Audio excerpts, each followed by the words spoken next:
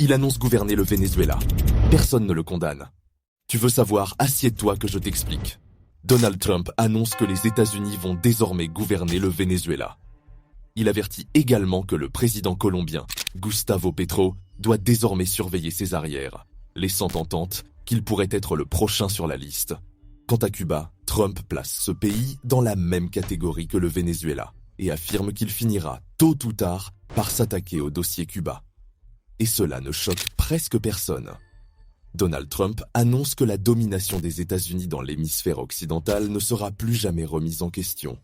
Autrement dit, plus aucun dirigeant en Amérique latine, ni par extension dans l'hémisphère sud, ne devra contester la doctrine Monroe qui stipule que l'ensemble du continent américain relève exclusivement de la sphère d'influence des États-Unis et que toute présence ou ingérence de puissances extérieures y sera considérée comme une menace directe à combattre.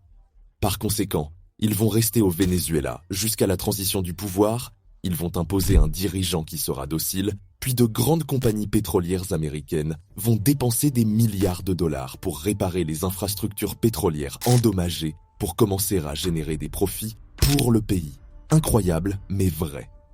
Nous avons assisté aujourd'hui à un changement de régime rendu possible par la complicité d'acteurs politiques et militaires vénézuéliens.